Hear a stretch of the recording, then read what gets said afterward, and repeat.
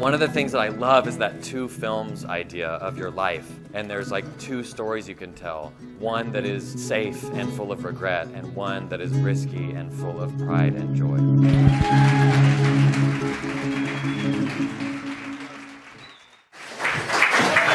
Hello everyone, my name's Liam. I have a chocolate company called Nom Nom, which you should all be eating now. I thought that maybe what would be useful is if I talk about how useless I am, so that you can all do whatever it is that you want to do. Out of interest, how many people are like thinking of going to university or in university? Okay. Don't do it, it's a complete waste of time. So I've got a chocolate company called Nom Nom. We're just up the road. We're about 10 minutes away from here, over the mountain. And I'm going to tell you a little bit about how we started, because it's really easy. Like, if you've got a great idea, just go out and do it. Don't go to university. So I was born in Tenby, which is down here, and then spent a little bit of my time growing up next to the Cadbury factory in Bourneville, in Birmingham, which was built in like the 1800s by these crazy Quaker brothers who believed that if you're going to build a factory, then maybe everybody should be really happy, and they should have like houses, and there should be like a community and all these kind of things. So I kind of grew up next to this, and my granddad, Arthur, he used to take me around the factory and to see all these beautiful brick buildings. And like, I used to live, so this is like the main factory that they built, and 3 doors up here was my house where I lived. And when I opened my bedroom window, it was like the whole village smelled of chocolate all the time. So that maybe had a little bit of an effect on me. Moved back to Wales and kind of did the whole school thing, never really got along very well with that. I was kicked out like 12 different schools. I haven't even got a single GCSE. So when I say don't go to university, it's like, you can still do it. You don't need to go. But yeah, I was massively passionate about food, so I kind of used to run away from school. I'd like go in for lunch, then I'd run away and I'd go and work in kitchens, learning about how to cook, and I just found food just the most amazing thing to be involved in, especially in Wales. We've got an incredible amount of awesome producers that are they just want to bring joy to people, and I thought that there couldn't be a better job than just making people happy. But I couldn't work for people, and building a restaurant's really expensive.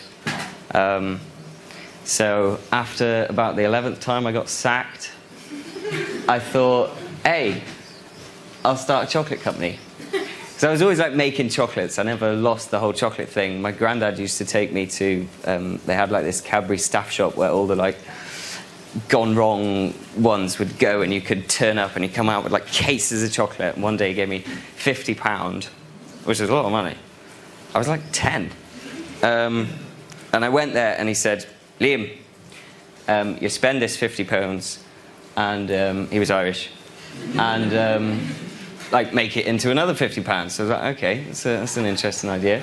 So I did, and then I had a little chocolate shop under the stairs back in Wales, and it kind of, chocolate's always been there for me. So I kind of thought, after working for all these different people and getting sacked all the time, and like 3 months couldn't hold down a job, so I started making chocolates in my caravan in the bottom of my mum's garden,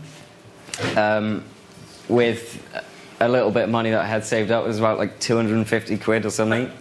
And we started, and then we made 100 of these boxes of chocolates, little truffles and things.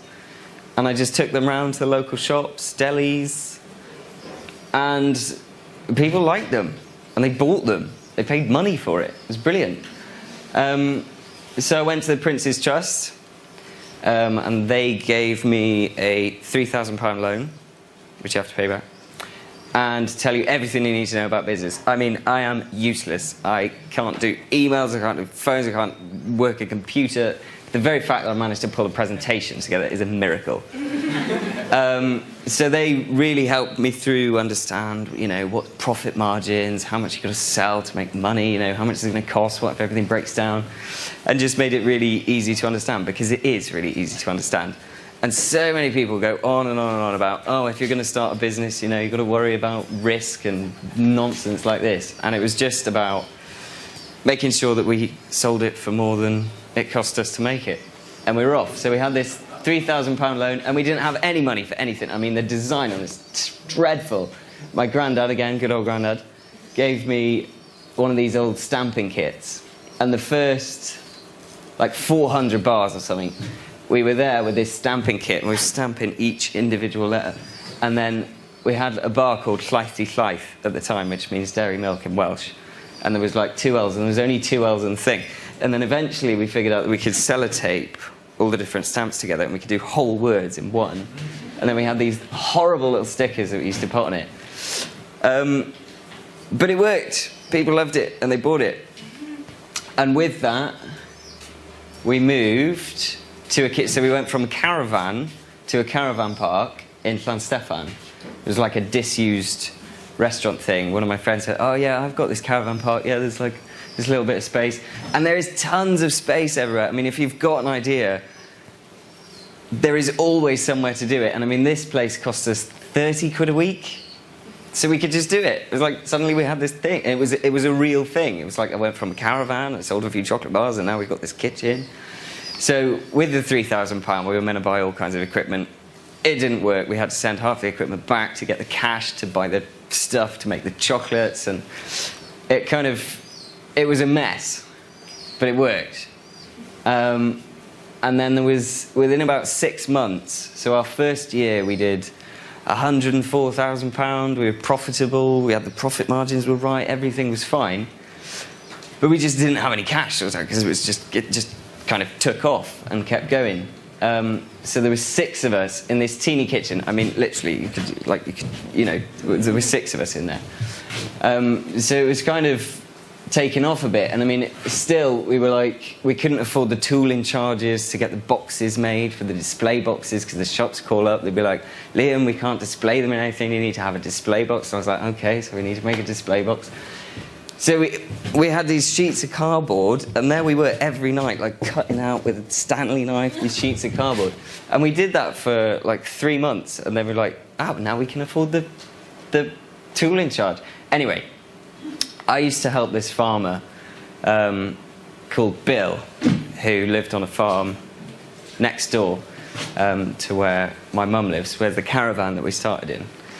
And I used to go and help him cut wood and stuff. And he only ever paid me in chocolate digestive biscuits. So thankfully, Bill remembered all my hard work for chocolate digestive biscuits. And he had this cowshed. Not as pretty as this cowshed, but it was a cowshed. And it used to be home to 60 cows on a dairy farm in the middle of nowhere. So Llanboidy, there is nothing there. We've got a world-famous tug-of-war team and 2 chocolate factories, weirdly. But it was this area that was built on farming and dairy, and it was kind of like big conglomerates had moved in and taken the dairy industry away. And at the time, we weren't even bottling Welsh milk in Wales. It used to go in tankers, and then it used to go over the border, and then it'd be bottled, and then it'd be brought back. So being on a dairy farm was really important to us, and it was also about this kind of idea of I stand here and I say don't go to university, but most guys that kind of grow up around here, they think they have to go to university, because it's like, well, what else are we going to do? Because there's not that much opportunity in a rural area. So I wanted to build this place where it kind of had this thing about what used to be there, which was the dairy industry and all this kind of thing, but then all the sons and daughters of the farmers were left behind. It's like we needed this new thing. So that for me is a dairy farm. And I mean, this whole area is full of tons of farms with loads of empty sheds. So I hope that what we're doing at Nom Nom is kind of showing that, yeah, really cool stuff can happen if you've got a cowshed. So we moved the cows out, and then we started moving in. I mean, that's the cowshed there. You can't really see much. but it's this gigantic cowshed. And we moved in 2 years ago. By this point, we were selling about, I don't know, 275,000. There was 7 of us still, so we just got 1 more when we moved to the cowshed.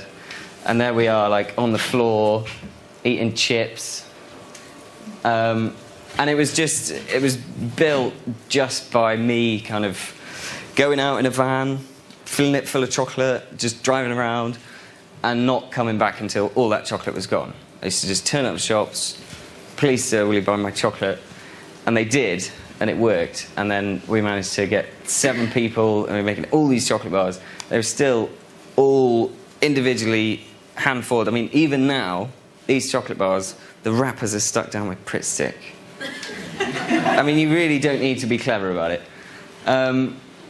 So for me, kind of the whole inspiration about chocolate and food and all these kind of things is like, I see our job to be how can we use all the senses to bring about joy for people in a product. So it's like, you know, sight, sound, touch, taste, all these things. So we made this super cool chocolate bar with a band that we just met somewhere, and then they were like, hey, we like your chocolate, and we like your music. And then they came to release their latest single, and they were like, how are we going to do this? You know, we like the whole senses thing. So we were like, well, why don't we make the world's first edible record? So that chocolate bar is their latest single. So you go to open it all up, and it's got all these beautiful things in, and you go and download the thing. We made a chocolate bar called Old Books, which had leather in it. So it was like, how do you get memories into a chocolate bar, and how can you make something that people eat and then they're like, it just reminds them of something. So part of our interview process at Nom Nom is we ask people what their most cherished food memory is. And it's usually something, it just totally encapsulates a person. And I think for us to be able to get that into a chocolate bar, to be able to give that to people, is super cool. So the Old Books thing was like leather and cigar and all kinds of crazy stuff went into that. And we change the flavours all the time. So it's about being inspired by the seasons, and you know, we've got the most incredible producers around here. So we've got this crazy lady, Wendy, who has a plum tree in her garden, and once a year we make a wild plum bar, and she sends the ladies up the tree and they plod the plums down, and then we make this jam, and there's only 1,000 in the world. This year there's only going to be 300 because the plums didn't do so well. And she rang me last week and she said, Liam, I've got some bad news on the wild plums. And then we've got this other guy called Nick from Coed Canlas, which is just down the road from here, and you can never get hold of him because he's like out in the thing looking after his bees and all this kind of stuff. And then we also in Wales we make the best sea salt in the whole world, right? I mean, we just took it. This chocolate bar that you're eating right now, oak smoked sea salt from Anglesey, best in the world. So we love it, and it changes all the time, and every week we come into the cowshed and there's something new. So at the moment we're making vodka and raspberry, espresso martini, blueberry gin, and we just do it. We don't think about stuff, we just make it. Here we are, having fun in the cowshed. So we built this team, and this was like, we're in our 3rd year now. We've made 500,000 chocolate bars. And it's like suddenly there's all these people everywhere. And I think because I didn't really work for people, I thought, you know, how are we going to build this place where we have a company that's kind of centered around people so they can follow their dreams, and, you know, they're looked after and all these kind of things. And I think that we have a massive responsibility in building companies that are fit for the future. So we're doing a ton of cool stuff, and I know I've not got much time left. So money doesn't grow on trees, chocolate does. So a couple of months ago we went out to Madagascar. I mean, I grew up around like chocolate, and I fell in love with chocolate, and it was all this special magical thing, but I never thought about where it comes from.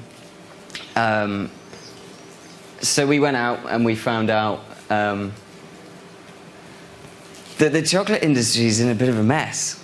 So there's 70% of the world's cocoa is grown in West Africa, and 70% of the world's cocoa is processed by 3 companies, huge companies.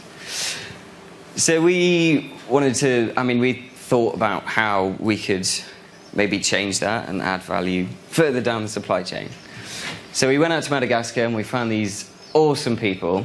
So what happens in chocolate is you've got cocoa that grows, and then it gets harvested. It can't be intensively farmed, and then you ferment it. It gets dried, and then it gets sacked up, and then that gets shipped around the world, and it takes 6 months for it to go anywhere. And what we noticed was that our chocolate bar, from the farmer for the finest fair trade organic beans, was only getting about £1 a kilo for his beans. And by the time somebody had bought one of our chocolate bars, that kilo of cocoa beans had turned into like £130. So we thought, what the hell's going on? So the answer is that what needs to happen is that these guys need to add value in the country of origin. So we went out and we visited a group of farmers that are doing some awesome stuff. And what they're doing differently is, rather than selling this as a commodity, they're turning it into cocoa mass in the country of origin. So what happens is they roast it and they grind it up, and then that becomes something called cocoa mass, which is the raw ingredient of the whole chocolate industry. And that means that the value created stays in the country, so they can build their own schools and they can do their own stuff, and they don't need to rely on crazy Western companies parachuting in saying that they're going to change the world. So the whole team went out and we saw all of that, and then we met this guy Neil, who's just as crazy as us, and it kind of made us think that, you know, taking on big things like the chocolate industry and all these kind of growing massive companies and all these kind of things is not that daunting, because there's loads of other people that are just as crazy as you, and they're thinking the same thing. So now, 3rd year, we've done all kinds of cool stuff. Beta number 10, make chocolate for Kylie Minogue. We've made 500,000 chocolate bars. There's a team of 14 of us in the cowshed. We're all having a great time. And we still just sell to little shops like this. There's like 450 of these little shops. So, I mean, you don't, in a food company, it's usually like you've got to go and sell to Tesco and you've got to do this and you've got to do that. You don't, because things are changing, and we believe that, you know, we want to do business in the way that we want to do business, and we value what these guys are about. And I think that you've got to stay true to all of that kind of stuff. So now we're running out of space at our chocolate factory, and it just so happens that there's an abandoned chocolate factory over the road from our chocolate factory in Llanboidy, and it used to be Britain's only chocolate farm. So somehow I've grown up next to 2 chocolate factories now, and I kind of taken the hint slowly. So this place was going for about 20 years. It was abandoned 3 years ago, just as we started up. So what we're going to do is we move in next week, and it's like this crazy, crazy abandoned chocolate factory. I mean, there's like weird doll room. There's all kinds of stuff going on.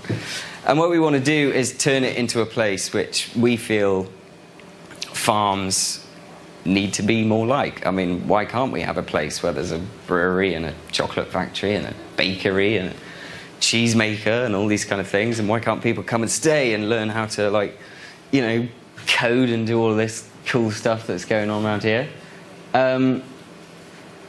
So the other thing is that we don't want banks, we don't want investors, we don't want all that kind of stuff. We think it kind of takes away from the whole thing. So I don't want to be going to a bank saying, please sir, can I have, you know, £100,000 to build a crazy chocolate factory. We want our customers to own it, we want our suppliers to own it, we want our retailers to own it. We want to build a thing where everybody's got a stake in what's going on, because that's how we build better rural communities. And I think for us, that's a huge challenge. but we're not going to take any money from the banks or the horrible investors. So we're going to build some chocolate bricks. So we're building a chocolate factory, and we need some builders. So we've made 1,000 chocolate bricks. And you can get one of these bricks for £100. Includes a year's supply of chocolate, and you get your name on a real brick at the new factory. And all kinds of different ideas like this, because I think finance is kind of changing, I hope, for the better, and we need to think about how cool ideas from young people are funded so that we can change the way that's been happening so far. And then some things that I've learned. Nobody cares about your cool idea. Like, who cares about the brick idea? Nobody cares. So I've just got to go and make it happen. Always trust your gut. Always, always, always, always trust your gut. It will serve you so well. Grown-ups are silly. 6-year-olds are clever. There's this thing that happens when you're like, I don't know when it happens, but generally 6-year-olds have got it right. But it's like this kind of curiosity gets beaten out of you from a really young age, and you kind of stop asking why. Do you remember that kid? I'm sure you all still do it. Don't ever stop asking why. But I was just that kid that never stopped asking why. It was like, it's such an important thing that we do in the future is question everything. And I think 6-year-olds are much better at that than grown-ups are. Everyone is winging it. I'm totally winging it.